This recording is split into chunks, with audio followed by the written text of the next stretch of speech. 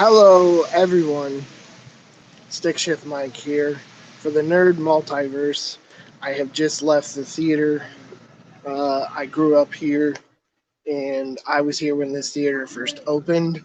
This is what used to be the box office, but we no longer have a box office because everyone buys their tickets online. So, as you can see, I'm literally walking outside of the theater, and I'm going to give you my Black Widow review because, unfortunately, my co-host was not able to see the movie this week, so I'm gonna do it like I did the Shazam review. Just gonna wing it right out here. Thank you for tuning in. If you have questions, I'll happily answer them. But let's talk Black Widow, guys. So I can't tell you what number exactly it is in the Marvel universe, and it definitely takes place in Civil War. So it's before Infinity War, even, which to me is really awesome. Hey, Ibuchi, thanks for tuning in. Yeah, man. Um, I gotta rate it on two different levels. I gotta rate it, give it a fanboy rating, and I gotta give it like a film overall experience rating.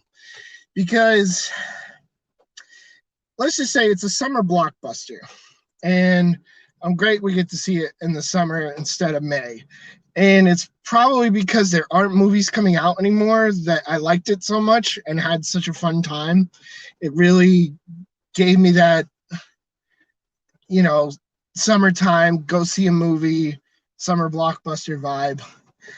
But it also had a fantastic story for Black Widow's origin story. It definitely covers everything in Avengers as far as Budapest, the Red Room, just start to finish. They worked everything. Is the story is a bit long. The action scenes are great, man. I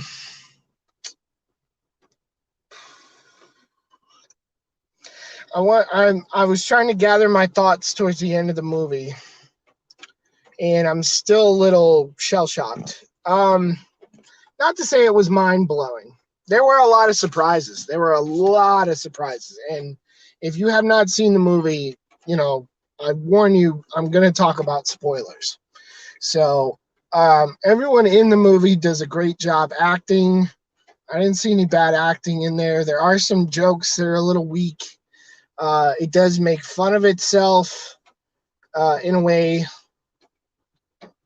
So first of all, let's just get the fanboy out of the way. It's a Marvel movie, and it definitely delivers as it belongs in the Marvel Cinematic Universe. We'll say that. I'm not disappointed by it. I was more impressed with the film than I was with the trailer. The trailer just looked like a bunch of random action scenes. It felt like we were going to have a superhero family, kind of like The Incredibles. What we get is total opposite. They're like a Russian sleeper family. They're pretend American family, which blew my mind, but totally makes sense. If you think about it, in that time period, Russia was doing all kinds of sleeper cells and sleeper agents and things like that. And, oops, sorry. I'm fidgeting because I'm nervous. Thank you all for tuning in, but I just got to get all my thoughts out real quick. So yeah, man. I definitely liked it. I would go see it again. As far as we're talking fanboys, so as far as like, how did I like it compared to other Marvel movies?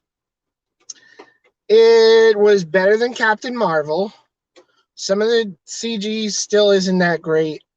And I'll kind of go into that when I go into the film review. But fanboy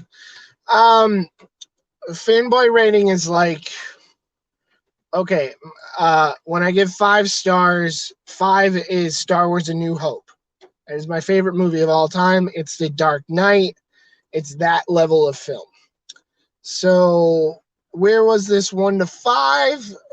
I mean, no, I'm sorry. Star Wars New Hope and Dark Knight, those are, you know, those are films, but I rate those on a higher scale because they're on a higher level of filmmaking. So they get rated 1 to 10. Those are tens. They're perfect movies. They are flawless. Um, so 1 to 5, I would say 5 being the first Avengers. We'll put it that way. The first Avengers, 5. Iron Man 3 is one of my least favorite Marvel movies. You know, anything below that just doesn't even deserve recognition, like Elektra, things like that. So I wanted to give it a 5, but then there were just so many times where I backpedaled and I was like, I want to take away that star. I want to reduce it. And I didn't. And then it just brought me back. The moments just bring you back. So, I mean, I'm at war with myself, but 4 out of 5, 4.5 out of 5 as far as Marvel movies go. And I still need to do an episode where I rate like my favorite Marvel movies. But it's up there. It's a good movie. It's a great story, good acting. There's a lot of Easter eggs in there. Taskmaster was great. Now, I don't know a lot about Marvel. I love the movies. I didn't really grow up with the comic books, so I can't really explain. I can't really tell you, oh, this was retcon, this was accurate. I'm in for the ride with these Marvel movies. I'm totally surprised by everything I see, and I'm learning everything new every time I watch one of these. So, Taskmaster was great. Great enemy, really cool. The whole movie is kind of like a Jason Bourne meets Winter Soldier. It was like a all-female Winter Soldier, pretty much, which was great. I love Rachel Weisz. It brought me back to the Mummy days. Seeing her, she hasn't missed a beat since she's been out of Hollywood. And Constantine, she's great in Constantine. We haven't really seen her act in a long time. And like that was the thought that came to my mind was like, she hasn't missed a step. She's still out there crushing it. I'd love to see her in more movies. This new young actress who's the Elena, the sister of Natasha, if she's our new Black Widow, two thumbs way up, like way up for her. Great actress, lots of heart. Great stunts, that sort of thing. Totally pulls it off. Not to say blondes do it better, but blondes do it better. She was great. Scarlett's wig in the beginning was just blatantly a wig. The way she had it up in the front, you could just tell that was like not her natural hair. And nothing against Marvel. I mean, people, if I'm wrong, tell me I'm wrong if it looked great, but I don't know if their regular hairdresser got COVID or so, God forbid, but you know what I mean? It just looked like someone just stuck a Halloween wig on her for like the first half of the movie until she changed it eventually. Like she brought it down and it looked a little bit better. But I liked that they incorporated the blonde hair where she got the idea. I liked seeing General Ross. I did not know he was in this movie. Where was Robert Downey, though? Robert Downey was supposed to play Tony Stark somewhere, and I thought I saw online a video of something of Thanos snapping, and then, no, not Thanos, but Tony Stark snapping, saying, "I am Iron Man," and then he wakes up somewhere else. I thought I saw a video leaked online. I thought that was the post-credit scene. I was wrong. The post-credit scene, spoiler, just ties into Hawkeye, which I felt like Jeremy Renner should have been in this movie going back to the Budapest thing. Um, we really get that story, but kind of not at the same time. Like, why would Shield have her prove her loyalty by killing a little girl? That sounds more like Hydra than Shield. I can't imagine like Hawkeye would be on board for killing a little kid just to kill the big bad guy. I can't even pronounce the name now. The guy's daughter. That Loki mentioned, and I got excited when I heard it because I remember their conversation from Avengers. They use that again where Natasha uses her interrogation skill, whatever she does to trick psychological games, was wonderful. I think David Harbour is the name of the Red Guardian from Stranger Things. Correct me if I'm wrong. I don't have my tablet. I can't Google things. Fantastic.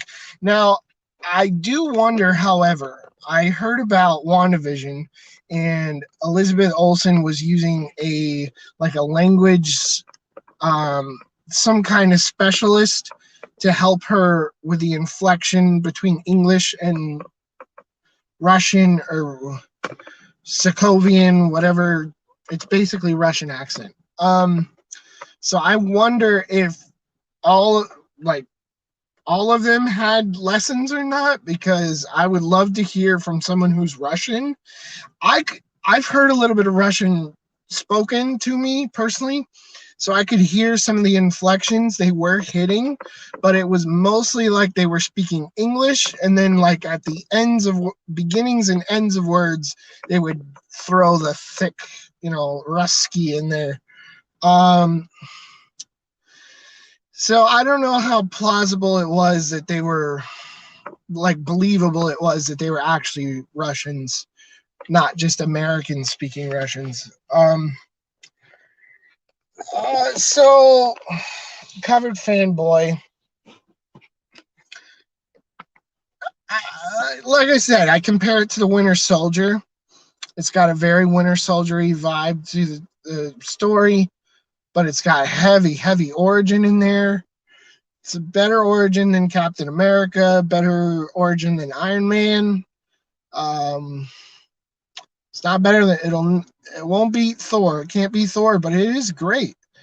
And I think what makes it great is the story of the family. The unique story of the family, that they weren't really a family, but because the girls were so little, it was hard to play pretend. And I love the moment between Rachel Weisz and Scarlett Johansson where she's like, how did you protect your heart? Like, how did you save your heart from all the bad things? And she's like, because of your training, because of what you taught me, I was able to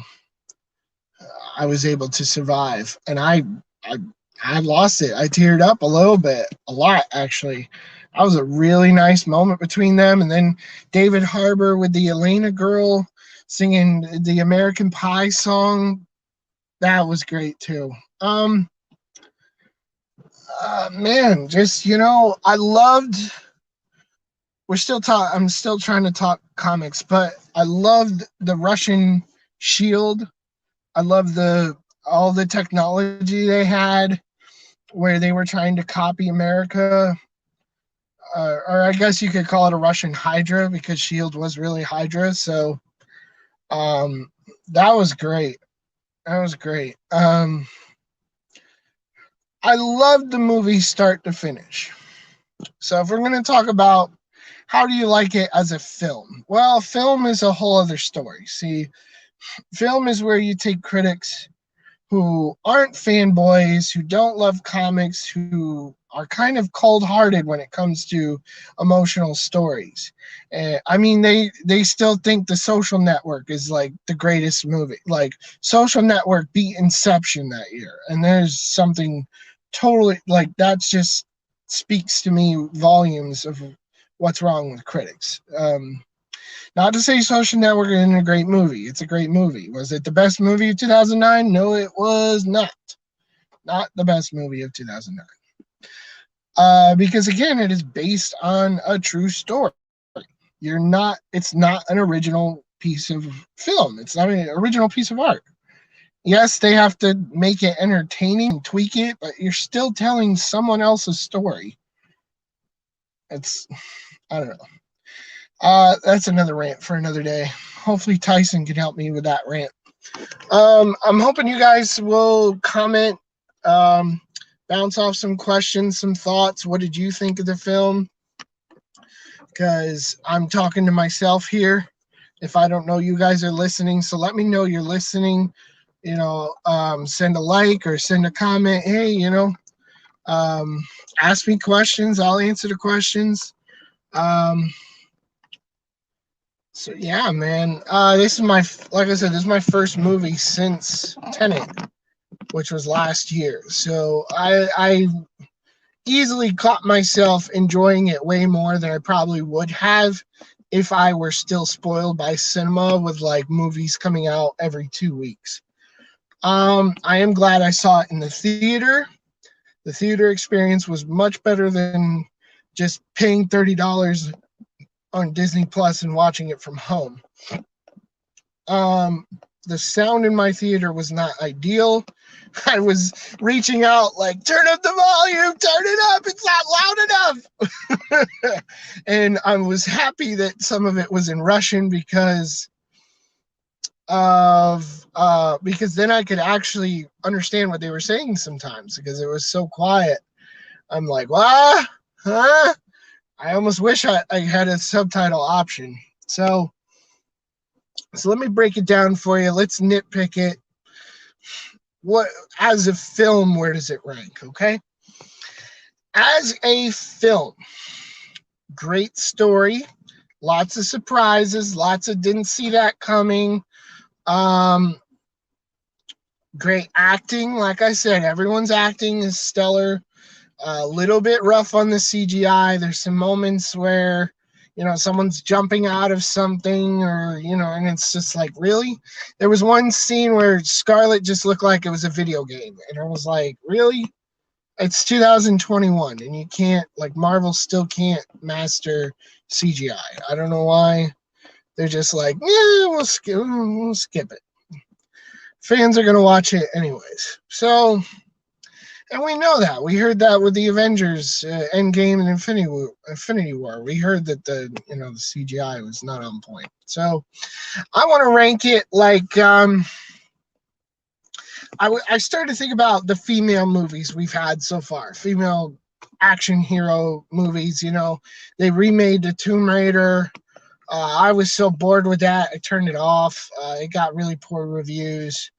Who have we really had if you're not looking at comic book movies? Katniss and Hunger Games. Okay, it's mostly sitting in a tree. And you can argue with me with that. Please argue with me that. But she sits in a tree for 2 hours. It's not really heroic. There's that little girl from the Divergent series. She was the main character. Yeah, that was a good series. That girl could fight. She impressed the hell out of me. A lot of strength, a lot of courage. But I guess I'll just keep it comic book. So I was looking at Captain Marvel, the 2 Wonder Woman movies.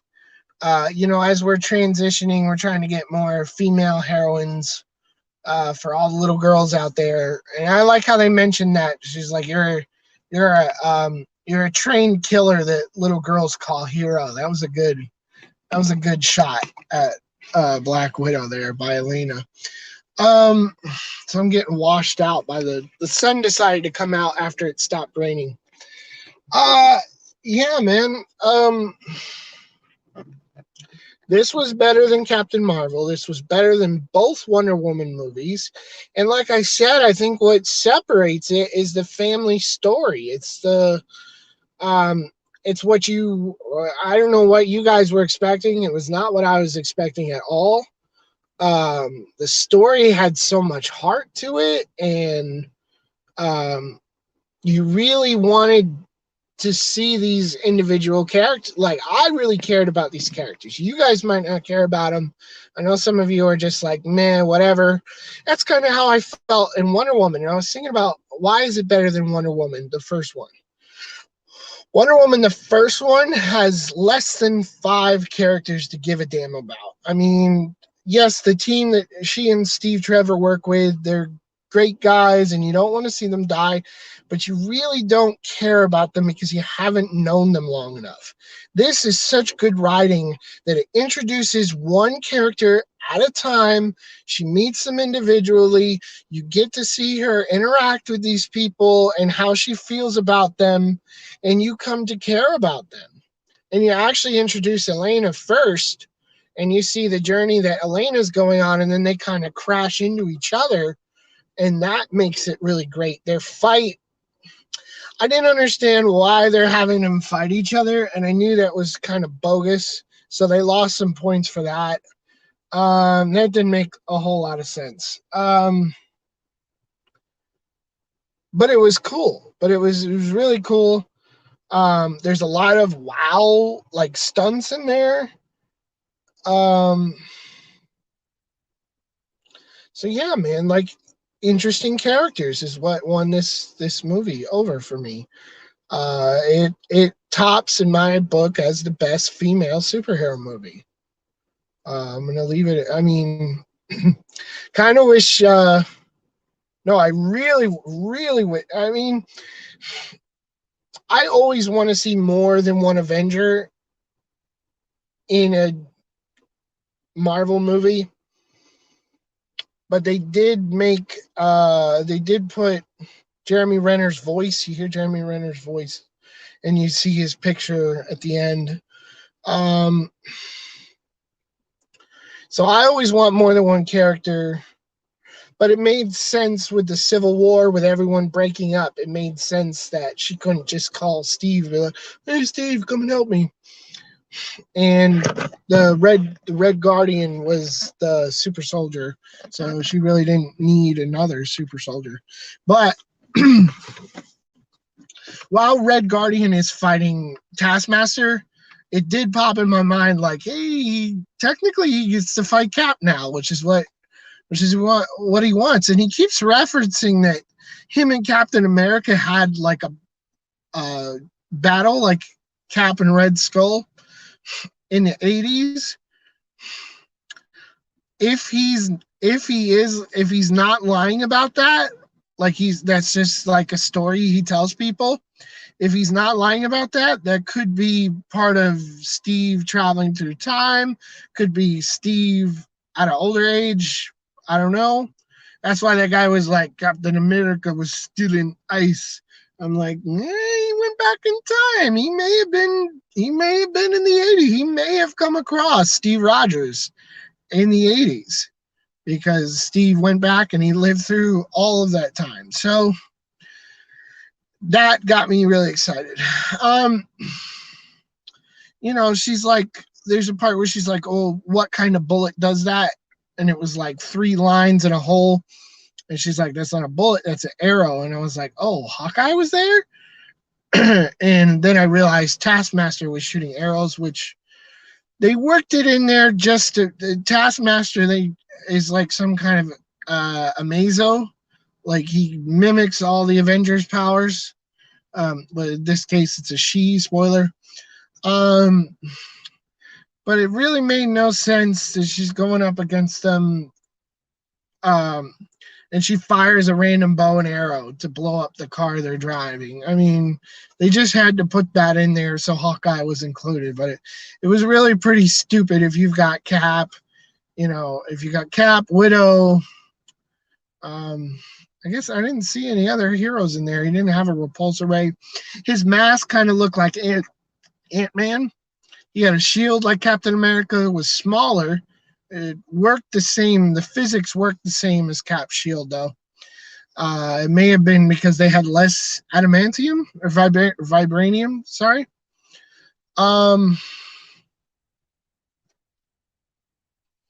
There were a lot of human deaths that should have occurred. a lot of ricocheted bullets, a lot of life endangerment that in a sensible and logical situation, the characters would have died. I got real bad John Wick moment at one point where she just falls off a building and like breaks her leg, breaks her head, like, and then she just lands on her feet. And I'm like, okay, if she's human, she's human. At least have her like parkour while she's falling. But no, she literally went like a human pinball.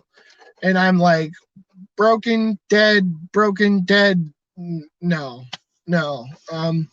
If I could turn off the little switch in my brain that understands how reality works, probably would have enjoyed the movie a lot more. Just couldn't do it. So, that being said, let's give it a final rating. If you're looking at Wonder Woman, the first one is like a 7 or 8. And as a fanboy, I gave Wonder Woman 84 a 5 because I was so excited for all the nostalgia in I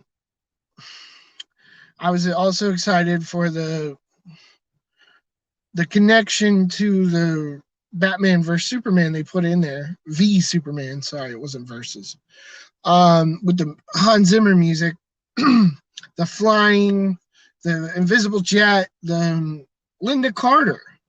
I was like, they had me hyped after that movie. So that's why I gave it a 5 stars.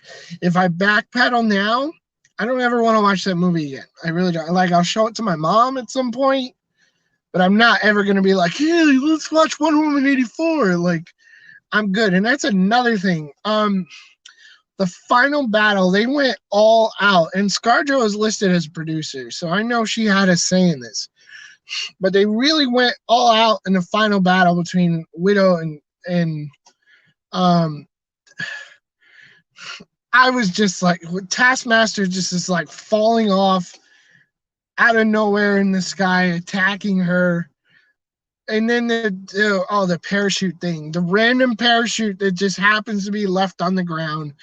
Then she falls with the parachute through the destroyed random plane and grabs a second parachute.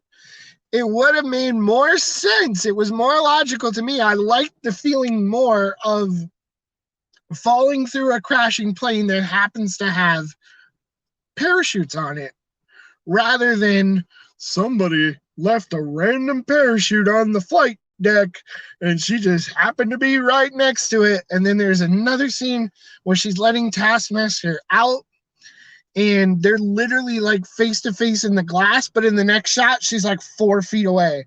I'm like, dude, how did you back up that quick before the door opened? Like, you literally are like face against the glass. I'm so sorry, I'm gonna push the button and now I'm like 10 feet away from you. It was that was annoying. She could have easily like shot a stinger or something at it to make it more believable, but that's what I'm saying. Like, the first Wonder Woman gets like an 8. I mean, really, as a movie, it's like down at like 6. It's like I barely liked it as a movie outside of the comic book world. Compared to, as I said, A New Hope at 10, Dark Knight at 10, Inception at 9.